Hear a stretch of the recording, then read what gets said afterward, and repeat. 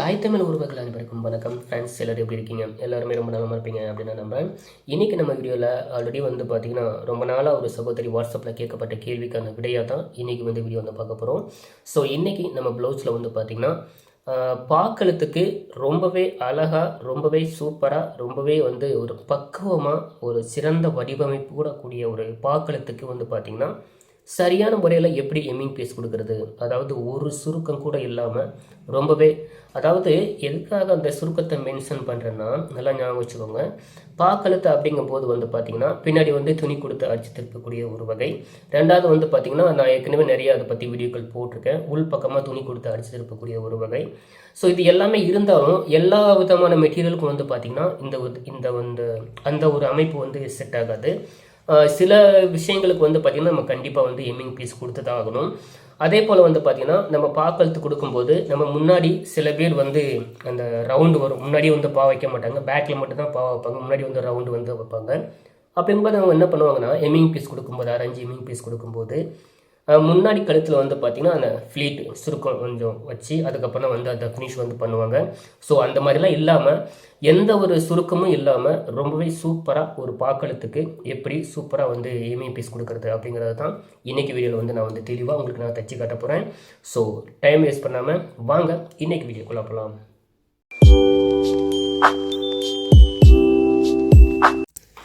வணக்கம் அன்பு நெஞ்சங்களே. இப்போ பார்த்தீங்கன்னா நம்ம எம்மிங் பீஸ் கொடுக்க முன்னாடி எப்போவுமே நான் சஜஸ்ட் பண்ணுறது, எல்லாருக்குமே சஜஸ்ட் பண்ணக்கூடியது ஒரு விஷயம், நான் ஆரம்ப காலத்துலேருந்து செஞ்சுட்டுக்கூடிய விஷயம் என்னென்னா, எப்போவுமே கை அட்டாச் பண்ணிவிட்டு அதுக்கப்புறம் தான் எம்மிங் பீஸ் கொடுக்கணும். அது ஏன்னா, ஸோ கை அட்டாச் பண்ணிவிட்டு அதுக்கப்புறமா நீங்கள் எம்மிங் பீஸ் வச்சிங்கன்னா உங்களுக்கு அந்த தையலோட ஃபினிஷிங்கே பார்த்திங்கன்னா ரொம்பவே அழகாக வரும். தைக்கிறதுக்கு கைவாட்டம் ரொம்பவே சூப்பராக வரும். ஸோ முயற்சி செஞ்சு பாருங்கள். முதல்ல இந்த மாதிரி 6 எம்மிங் பீஸ் கொடுக்குறதுக்கு முன்னாடி அதோட கிராஸ் ரொம்பவே முக்கியம். ஃபுல் கிராஸ் இதில் நம்ம எடுக்கணும். ஏன்னா பின்னாடி வரக்கூடிய அந்த பாக்கழுத்தோட அமைப்பும் கரெக்டாக இருக்கணும். அதே நேரத்தில் முன்னாடி முன்கழுத்துக்கு உண்டான அந்த ரவுண்ட் ஷேப் பார்த்திங்கன்னா ஒரு துளி கூட சுருக்கமே இல்லாமல் நம்ம தைக்கணும். அதற்கேற்ற போல் நான் எம்மிங் பீஸ் வெட்டியிருக்கேன். 1 இன்ச் அளவுக்கு நான் வெட்டியிருக்கேன். இப்போது அதையே திரும்பவும் ஆஸ் போட்டுக்கலாம். ஒரு ஆஸ் போட்டுட்டு திரும்ப அதையே நம்ம போட்டு ஆஸ் போட்டுக்கணும். இப்போ நான் வெட்டிருக்கக்கூடிய இந்த எம்மிங் பீஸ் பார்த்திங்கன்னா நீங்கள் யூஸ்வலாக அதாவது ரவுண்டு நெக்குக்கும் யூஸ் பண்ணலாம். அதாவது முன்கழுத்து பின்கழுத்து ரெண்டுக்குமே 1/2 இன்ச்சு அந்த மாதிரி எம்மிங் பீஸுக்கு வைக்கலாம். இது நான் எதற்காக இதை நான் திரும்ப சொல்கிறேன்னா, இது நல்லா ஃபினிஷிங்காக மெருகூட்டும். இப்போ கிராஸ் பிடிக்கும் போது பார்த்திங்கன்னா கரெக்டாக இந்த அளவுக்கு ஸ்பேஸ் பார்த்திங்கன்னா ஒரு 3/4 இன்ச்சு ஸ்பேஸு பிடிமானத்துக்கு உண்டானது. அது பாருங்கள் கரெக்டாக எப்படி நான் கோடிட்டு காட்டுறேன்னு பாருங்கள். அந்த வி ஷேப்பில் வரக்கூடிய அமைப்பில் கரெக்டாக அந்த ஷேப் நம்ம கொண்டு வரணும். அதாவது நம்ம பிடிமானம் கிராஸும் கரெக்டாக சேர்க்கும்போது அந்த இடத்துல வரக்கூடிய அந்த நேராக தையல் போட்டால் கிராஸ் கரெக்டாக வரும். ஓகேங்களா? நல்லா ஞாபகம் வச்சுக்கோங்க. கிராஸும் ஒன்றா சேரும்போது இந்த மாதிரி கரெக்டாக ஒரு 1/2 இன்ச் அளவுக்கு கேப் வச்சு நீங்கள் தையல் போட்டிங்கன்னா அந்த அமைப்பு பார்த்திங்கன்னா திரும்ப நீங்கள் அந்த 1/4 இன்ச் அளவு தான் நீங்கள் ஸ்பேஸ் நீங்கள் உள்ளே விட போகிறீங்க. 1/4 இன்ச் அளவு ஸ்பேஸ் விட போகிறோம். எதுக்காக 1/2 இன்ச்சு பிடிக்கணும், 3/4 இன்ச்சு பிடிக்கணும் அப்படின்னா அதில் தான் ஒரு சூட்சமே இருக்குது. அந்த க்ரீப்பிங் அந்த கிராஸோட அமைப்பு மாறாமல் இருக்கணும். அப்படின்னா இந்த மாதிரி சில விஷயங்களை நம்மளே ஒரு தெளிவுபடுத்தி அதில் நம்ம செய்யக்கூடிய ஒரு விஷயம் பார்த்திங்கன்னா தையல் கலையில் இருக்கக்கூடிய அந்த கை வண்ணத்தை நம்ம இன்னும் பார்த்திங்கன்னா மெருகூட்டி உங்களுக்கு அழகாக காமிக்கும்.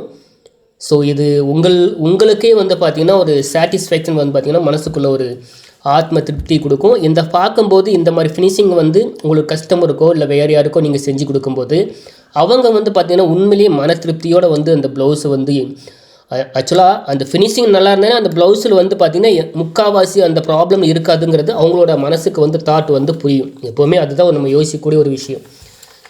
ஓகேங்களா? ஸோ இந்த மாதிரி சின்ன ஒரு விஷயங்கள்லாம் நீங்கள் கவனத்தில் வச்சு செஞ்சிங்கன்னா அது எல்லா விஷயமும் சேர்ந்து ஒரு அழகான ஒரு அமைப்பை கொடுக்கும் அப்படிங்கிறது என்னுடைய அனுபவத்தில் நான் இது நாள் வரைக்கும் நான் ஃபேஸ் பண்ணி நான் வெற்றி அடைஞ்ச ஒரு விஷயம் கவனிச்சுக்கோங்க. இப்போ நான் 1.5 இன்ச்சு அளவுக்கு நான் என்ன தான் எம்மிங் பீஸ் நான் வெட்டியிருந்தாலும் கிராஸ் கரெக்டாக வெட்டியிருக்கேன். அதுக்கு முன்னாடி கை அட்டாச் பண்ணிட்டு திரும்ப அதுக்கப்புறம் லாஸ்ட்டில் தான் பார்த்திங்கன்னா அதாவது சைடு ஜாயின் பண்ணுறதுக்கு முன்னாடி தான் கழுத்து பீஸ் கொடுக்குறேன். இது 2வது விஷயம். 3வது விஷயம்னா கிராஸ் வந்து கரெக்டாக வெட்டியிருக்கேன். கரெக்டான அளவு கரெக்டாக கிராஸ் வெட்டியிருக்கேன், கரெக்டாக ஜாயின் பண்ணியிருக்கேன். இப்போ 1/2 இன்ச்சு அளவுக்கு ஒரு பக்கத்தில் வந்து பார்த்திங்கன்னா பிடிமானம் கரெக்டாக வந்து கொடுத்துருக்கேன். இந்த மாதிரி எல்லாமே கரெக்டாக செய்யும்போது உங்களுடைய ப்ளவுஸும் ரொம்பவே கரெக்டாக இருக்கும். இப்போ கரெக்டாக பாருங்கள், நம்ம எம்மிங் பீஸ் எப்படி தைக்கணும் அப்படிங்கிறத உங்களுக்கு தைச்சி காட்ட போகிறேன். தச்சு முடித்த பிறகும் இந்த கழுத்தோட அமைப்பு எப்படி இருக்கோ இதே போல் ரவுண்ட் ஷேப் வந்து கண்டிப்பாக வந்து வரணும். இப்போ கொஞ்சம் ஜூம் பண்ணி பாடுறேன் பாருங்கள். இப்போ நீங்கள் வந்து ஆல்ரெடி ரெடி பண்ணியிருக்கக்கூடிய அந்த எம்மிங் பீஸை வந்து பார்த்திங்கன்னா, ஸோ கழுத்தோட அதாவது கீழே இருக்கக்கூடிய கழுத்து பீஸோட அமைப்பு வந்து இழுக்காமல் மேலே நான் வைக்கக்கூடிய அந்த எம்மிங் பீஸை தான் நான் வளைச்சி கொடுக்குறேன் பாருங்கள். அந்த வளைச்சி கொடுக்கும்போது சின்ன சின்னதாக வந்து ஒரு நூல் அளவுக்கு வந்து உங்களுக்கு வந்து லூஸ் வந்து அந்த சுருக்கம் வந்து வரும். பட் இந்த மாதிரி கொடுக்கும்போது உங்களுக்கு வந்து பார்த்திங்கன்னா கழுத்தில் நீங்கள் வந்து இந்த 1/2 இன்ச்சு அளவுக்கு 1/4 இன்ச்சு அளவுக்கு நீங்கள் சுருக்கம் வைக்க வேண்டிய அவசியமே இருக்காது. அதே நேரத்தில் எக்கார்ந்த கொட்டும் கழுத்து பீஸை வந்து இழுத்தரக்கூடாது. அந்த கிராஸ் வந்து பார்த்திங்கன்னா முழுமையாக அப்படியே இருக்கணும். அதற்கடுத்து நீங்கள் கழுத்துன்னு வரும்போது பாருங்கள், கரெக்டாக அந்த பாயிண்ட் வரக்கூடிய இடத்துல பாருங்கள், மேலேருந்து கீழே, இப்போ கீழே இருந்து சைடில் வந்து போகணும், டானா வடிவில் போகணும். ஸோ டானா வடிவில் வந்து எம்மிங் பீஸை வந்து வச்சுக்கணும். இந்த 2ஐயும் வைக்கும்போது மிடில் வரக்கூடிய இந்த சுருக்கம், அந்த மீதி இருக்கக்கூடிய துணியை ஒன்று மேல் பக்கமாகவோ அல்லது கீழ் பக்கமாகவோ நம்ம வந்து மடித்து விட்டுக்கணும். ஓகேங்களா? மேல் பக்கமாகவோ அல்லது கீழ் பக்கமாகவோ, அதாவது எம்மிங் பீஸை பாக்கழுத்தோட வடிவமைப்புக்கு நம்ம கொண்டு வரணும். ஓகேங்களா? இதுதான் நம்ம செய்யக்கூடிய சரியான ஒரு அமைப்பு அப்படிங்கிறது, சரியான முறை ஒரு தையல் பயிற்சி, ஒரு தையல் நுணுக்கம். இது வந்து எப்படி வேணால் சொல்லிக்கலாம். திரும்பவும் பாருங்கள், டானா வடிவில் அந்த எம்மிங் பீஸை தான் நான் வந்து கரெக்டாக வந்து மடித்து கொடுக்குறேன்.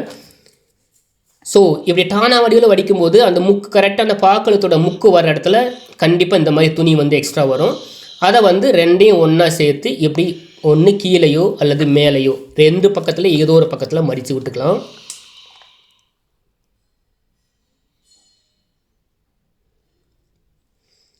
ஓகே, இப்போ பார்த்தீங்கன்னா கரெக்டாக வந்து நம்ம முன்கழுத்தோட வடிவமைப்பு கரெக்டாக வந்து சுருக்கமே இல்லாமல் ரவுண்டு நம்ம வச்சுட்டோம். அதே நேரத்தில் எம்மிங் பீஸ் கொஞ்சம் கூட இழுக்கலை. பீஸ் வந்து கீழே உள்ள துணியும் இழுக்கலை, மேலே உள்ள இருக்கக்கூடிய துணியும் இழுக்கலை. இப்போ பாருங்கள், இந்த கழுத்து பீஸை வந்து பார்த்திங்கன்னா தைச்சிட்டு வரும்போதே இங்கே பாருங்கள், கீழே வரும்போதே வர இந்த எம்மிங் பீஸை தான் ரவுண்ட் ஷேப் பண்ணி கொடுக்கணும். அப்படி ரவுண்ட் ஷேப் பண்ணும்போது பாருங்கள், முழுமையாக நீங்கள் ரவுண்ட் பீஸ் வச்சிங்கன்னா அந்த துணி வந்து ஒரு பக்கத்தில் வந்து ரைட் சைடில் வரக்கூடிய இடத்துல வந்து பார்த்திங்கன்னா லேஸை வந்து தூக்கிட்டு இருக்கும். அதாவது வந்து எக்ஸ்ட்ரா இருக்கக்கூடிய துணி இருக்கும். அதை வந்து பார்த்திங்கன்னா நீங்கள் சின்ன சின்னதாக மடித்து கொடுத்துட்டிங்கன்னா இந்த அமைப்பு வந்து கரெக்டாக வந்து 1/2 இன்ச்சு எம்மிங் பீஸ் வந்து சூப்பராக வந்து அமையும். இதோடு அந்த பணி நிறைவடையில் இன்னும் இருக்குது பாருங்கள். அந்த கழுத்தோட அமைப்பு பாருங்கள், சைடில் வரக்கூடிய அந்த எம்மிங் பீஸும் கரெக்டாக நல்லா படிஞ்சு வருதுங்களா. அதே நேரத்தில் ரவுண்டோட அமைப்பு ஒன்று போல் வரும். இந்த ரவுண்ட் ஷேப் வரக்கூடிய இடத்துல வந்து நல்லா வந்து சின்னதாக அறுக்காத்து வந்து போட்டுக்கணும். அதற்கடுத்து வந்து பேக்கில் வரக்கூடிய அந்த பாக்கழுத்து வரக்கூடிய இடத்துல வந்து நம்ம அறுக்காத்து வந்து போட்டுக்கணும். அந்த பாயிண்ட் எடுத்து விட்டுக்கணும். இதில் பாருங்கள், சைடில் வரக்கூடிய துணி அந்த கழுத்து பீஸ் வந்து கரெக்டாக படிஞ்சு வருது பார்த்திங்களா. அதுதான் இந்த மாதிரி அந்த எம்மிங் பீஸ் கொடுக்கக்கூடிய முறைன்னு ஒன்று இருக்குது பார்த்திங்களா. அது இந்த மாதிரி கொடுத்தீங்கன்னா நீங்கள் தச்சு பாருங்கள், ஒரு ப்ளவுஸ் தச்சு பாருங்கள். அதுக்கப்புறம் எப்படி இருக்குன்னு சொல்லி நீங்கள் கீழே வந்து மறக்காமல் கமெண்ட்ஸ் பண்ணுங்கள். இதை வந்து நல்லா நெரிச்சு விட்டுக்கணும். இப்போ 1.5 இன்ச்சு துணி எடுத்ததில் வந்து பார்த்திங்கன்னா 3/4 இன்ச்சு தான் எம்மிங் பீஸோட அந்த தச்சு முடிய வரக்கூடிய அமைப்பு. 3/4 இன்ச்சு தான் ரெடி வரும் பார்த்திங்களா. அந்த அமைப்பு ஆரம்பத்துலேருந்து முடிவு வரைக்கும் ஒரே மாதிரி வரணும், ஒரே நேர்கோட்டில் வரணும், ஒரே அளவில் வரணும். இப்போ வந்து படிமானம் கொடுத்து நெரிச்சு விட்ட இடத்துல படிமானம் கொடுத்து திரும்பவும் ஒரு ஓரத்தையில் வந்து நான் வந்து போடுறேன். இந்த ஓரத்தையில் போடக்கூடிய விஷயமும் இதுவும் வந்து பார்த்திங்கன்னா கழுத்தோட வடிவமைப்பை வெளியே வந்து எடுத்துக்காட்டும். அதாவது வந்து ஃபிகர் அவுட்னு சொல்லி இங்கிலீஷில் சொல்லுவாங்க. ஒரு டிசைன் வருதுன்னா அதை வெளிப்படையாக உள்ளே என்ன இருக்குது அப்படிங்கிறத விட வெளிப்படையாக வந்து மக்களுக்கு வந்து அதை பார்க்கும்போது எப்படி இருக்கணும், அந்த அட்ராக்ஷன் எப்படி இருக்கணும் அப்படிங்கிறது ரொம்ப முக்கியமான விஷயம். அதற்கு வந்து நீங்கள் இந்த மாதிரி அரேஞ்ச் ஹேங்கிங் பீஸில் நீங்கள் இந்த ஓரத்தையில் போடுறது ரொம்பவே அவசியம். இந்த மாதிரி ஹேங்கிங் பீஸ் கொடுக்கும்போது சைடில் இருக்கக்கூடிய துணி பாருங்கள், இந்த சைடில் இருக்கக்கூடிய துணி வந்து தூக்கிட்டு இருக்கும். இதை வந்து ஹேங்கிங் பீஸ் முறைப்படி இதை மடித்து மேலேயும் வந்து பார்த்திங்கன்னா நம்ம ஓரத்தில் வந்து ஒரு தையல் வந்து போடணும், அதாவது ஓர தையல் போடணும்.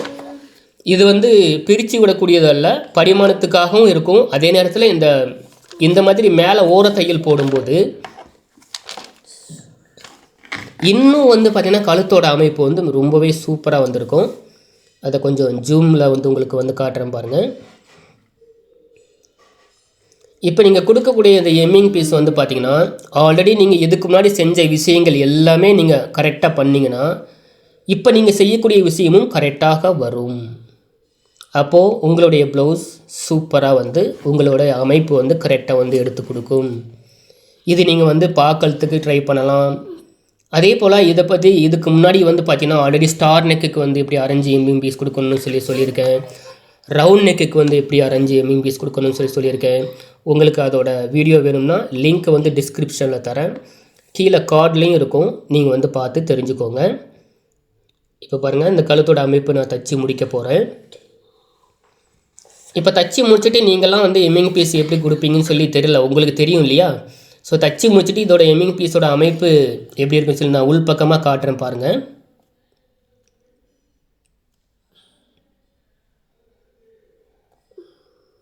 அவசரப்படக்கூடாது, நிதானமாக தான் செய்யணும். இந்த மாதிரி எம்மிங் பீஸ் கொடுக்கும்போது சில பேருக்கு வரக்கூடிய விஷயம் என்னென்னா, அந்த மேலே இருக்கக்கூடிய அந்த கொக்கியோட அமைப்பு சில நேரங்களில் வந்து அது மூழ்கிடுது. அதாவது வந்து இந்த வீ தைக்கும்போது உள்ளே போயிடுது, அல்லது வந்து என்ன ஆகிடுதுன்னா கொக்கியை வந்து நம்மளால் மாட்ட முடியல. பாருங்கள், இந்த அமைப்பு வந்து கரெக்டாக நம்ம வந்து மேலேருந்து அந்த கொக்கி பீஸ் கொடுக்கும்போது உள்ளே எந்த அளவுக்கு கரெக்டாக பிடிமானம் கரெக்டாக 4 இன்ச்சு கொடுக்குறோம்னா உள்ளே பிடிமானம் கொடுத்தது போக இங்கே பாருங்கள் ஒரு கொக்கியை உங்களுக்கு நான் மாட்டி காட்டுறேன். இந்த மாதிரி கொக்கி பீஸ் கரெக்டாக வந்து மேலே கரெக்டாக பாயிண்டில் வந்து முடியணும். இந்த அமைப்பும் கரெக்டாக இருக்கணும், அதே நேரத்தில் ரவுண்டும் கரெக்டாக இருக்கணும். ஓகேங்களா? பாருங்கள், இப்போ வந்து கொக்கி கரெக்டாக மேலே வருதுங்களா? இந்த அமைப்புக்கு உங்களாலையும் செய்ய முடியும். இப்போ கழுத்தோட அமைப்பு வந்து உள்பக்கம் எப்படி எம்மிங் பீஸ் இருக்குதுன்னு சொல்லி காட்டுன்னு சொல்லியிருந்தேன் இல்லையா? இப்போ வெளிப்புற தோற்றம் உங்களுக்கு எப்படி இருக்குன்னு சொல்லி நீங்கள் பார்த்துட்டீங்க. அதே போல் உள்பக்கமும் பாருங்கள், ஒரு துளி கூட சுருக்கமே இல்லாமல் எம்மிங் பீஸ் அழகாக வந்து வச்சாச்சு.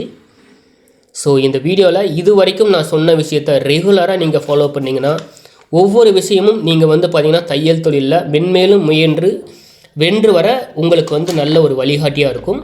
Wish you all success for every one. அனைவருக்கும் இந்த நாள் ஒரு இனிய நாளாக அமைய வாழ்த்துக்கள். மேலும் இந்த வீடியோ எப்படி இருக்குன்னு கீழே மறக்காமல் கமெண்ட் பண்ணுங்கள். இதே போல் வேறொரு வீடியோவில் உங்களை நான் மீட் பண்ணுறேன். நன்றி கலந்த வணக்கங்கள்.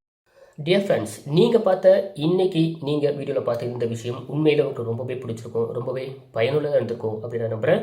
ஸோ இந்த வீடியோ பிடிச்சிருந்தால் இந்த வீடியோவுக்கு மறக்காமல் ஒரு லைக் கொடுத்து நம்ம சேனல் சப்ஸ்கிரைப் பண்ணி இந்த வீடியோவை உங்கள் ஃப்ரெண்ட்ஸ் அண்ட் ஃபேமிலி எல்லாருக்குமே ஷேர் பண்ணுங்கள்.